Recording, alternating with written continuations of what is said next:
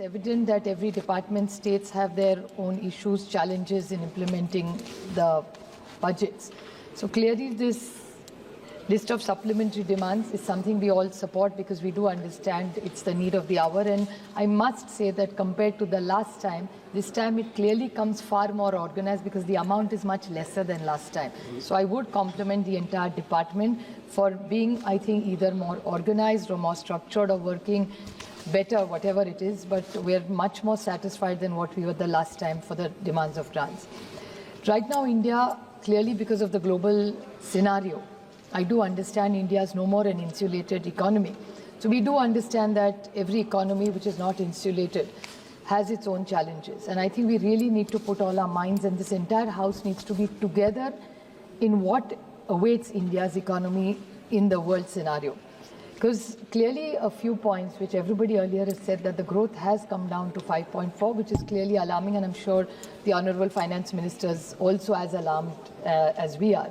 But clearly a decrease in consumption growth, persistent inflation, necessity of sticking to a monetary policy, the alarming lower private investments and sluggish FDIs clearly are worrying all of us.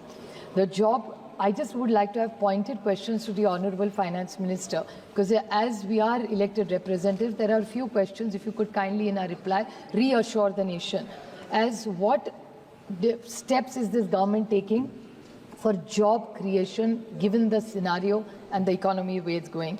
How are you going to increase the consumption or the purchasing power right now, considering the growth has slowed down? The food and retail inflation, how are you going to reduce it? What steps are you going to take?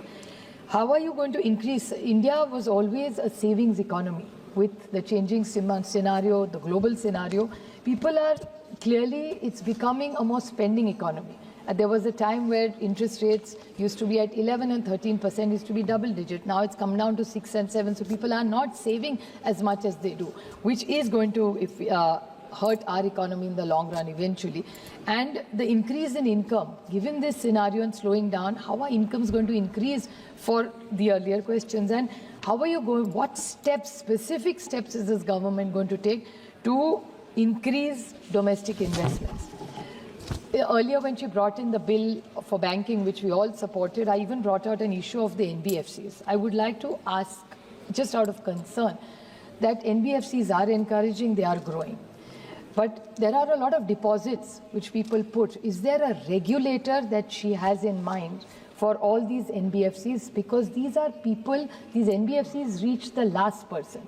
So it has to be regulated. So what are the checks and balances or mechanism that this government has in mind so that they all feel very safe and secure like normal banks do? So that's my first question. The other question I'd like to ask the Honorable Finance Minister is, we have a huge unorganized sector in this country. So even in today's reply, in the morning, there was a reply given by the government that they are trying to consolidate the entire unorganized sector and bring them under some protection scheme, that all the schemes that are done by the government of India are supported. It's called some 21-point program that this government has started.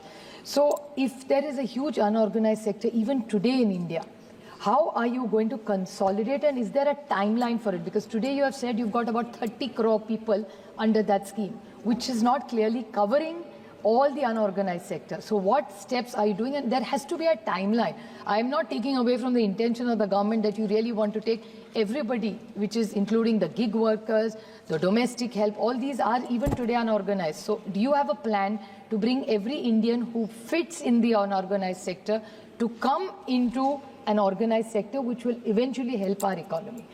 The fiscal deficit, which a lot of people have spoken about me, but I would like to ask her about, is that you keep talking about a $5 trillion economy, which a size of our economy will reach $1 trillion quite easily. I don't think whether they were in power or we would reach $5 trillion economy just because of the size of our country. But if you have to look at the fiscal deficit, one way of is to print more notes. If you print more notes, clearly the inflation will go up. Tax is increasing, you're saying more people are coming in the tax. But what specific steps are you taking? Because whatever numbers are showing that the foreign borrowing has substantially gone up in this country.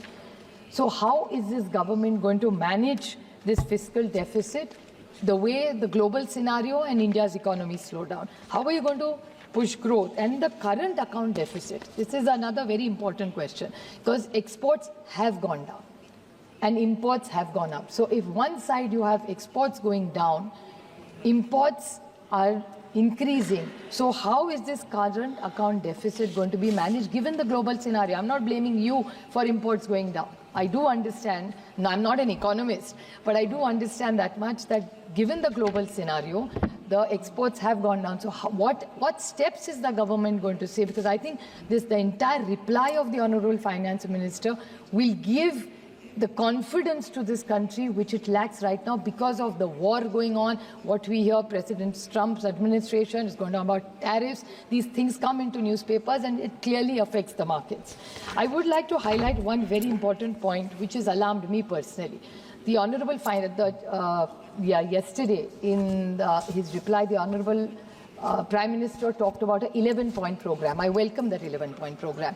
He made one very important point in it where he said that we want zero corruption in this country. I support him wholeheartedly if he really walks the talk.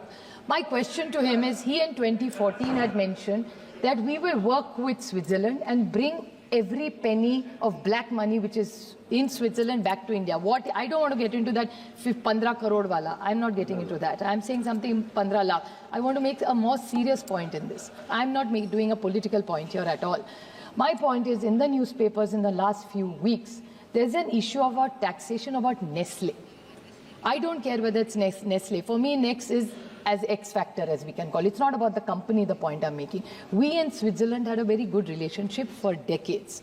We have worked with them. You have talked about economic issues with them, bringing black money from there, all that. So you had committed to the nation that we will work closer with Switzerland and get all that information and bring that money back to this country. My question to this government is, they were a most favored nation for Switzerland with this entire run-in with the Nestle company. And after that, when Nestle was, in 2 minutes I'll mention, it's a very important issue and nobody else has raised it so far, and it's really important, I feel.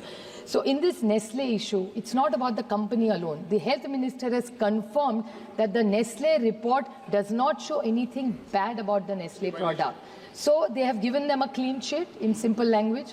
Now, if we are at loggerheads with Switzerland, they have, from the most favored nation, removed India from there. At one level, we are looking to be a global player, improving our relationships with all the countries. Then why are we not working on this double taxation issue? How are we going to get foreign investments more? How is India going to build a confidence? And Nestle is a global brand, whether we like it or not. I'm not praising a single brand. It's not about Nestle. It's about every foreign company which is looking to invest in India. And it's a win-win for both of us, for Nestle as well as us, because Nestle has a lot of companies and most foreign companies. Also, when we are talking about FDIs, invest in India, they create jobs, they create wealth for Indians, and it helps the Indian economy. So what is the logic of this government, and could you kindly clarify the stand on this? Talking about agriculture, Sanjay Bhaiya is unfortunately not here, but he extensively talked about agriculture. I appreciate that they have started many schemes, but I would like to specifically ask this government that they have committed to a complete loan waiver, especially from the state I come from, be it soya bean, be it cotton, be it milk. उनकी सरकार ने कहा था कि हम पूरा कर्जा माफ करेंगे महाराष्ट्र के हर किसान का. So will this government commit, because eventually that economy is not doing well in Maharashtra. So they have completely crossed all their loan things. So I would like to ask the Honorable Finance Minister that in the intervention that she has made, she has promised and committed that they are going to give a lot of money for agriculture, which I welcome. But will there be a complete loan waiver? And आज ही सुबह हमारे नासिक के जो सांसद है बगरे sir, उन्होंने जो which is a combination, वो एग्रीकल्चर मंत्रालय, कॉमर्स मंत्रालय और फाइनेंस मिनिस्टर तीनों को मिलकर इसका निर्णय लेना पड़ेगा कि महाराष्ट्र में प्याज, सोयाबीन हो, दूध हो या कपास हो, बट सबसे अभी क्राइसिस चल रहा है प्याज का. सो द कॉमर्स मिनिस्ट्री ने 40% से 20% एक्सपोर्ट का टैक्स अभी लगाया है. उसके बाद पिछले हफ्ते 4,000 रुपये क्विंटल में जा रहा था, आज 1,500 रुपये में प्याज आया है. आज किसान महाराष्ट्र में रो रहा है. तो मेरी फाइनेंस मिनिस्ट्री से विनती है कि आप कॉमर्स मिनिस्ट्री और एग्रीकल्चर मिनिस्ट्री से बात करें, कंसोलिडेटेड। धन्यवाद माननीय क्योंकि हमेशा वो कहती है माननीय सदस्य price Naresh Mhaske ji, stabilization fund. If you can intervene, then it will be of great help to us. Just two last points. You have even asked for money for census and surveys in this thing. My question, chalu hai.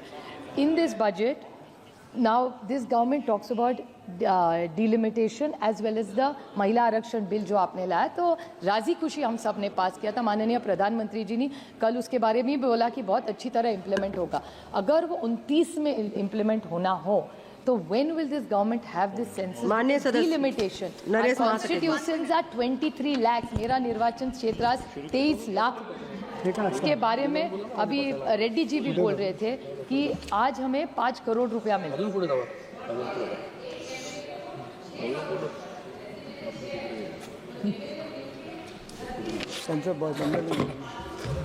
धन्यवाद।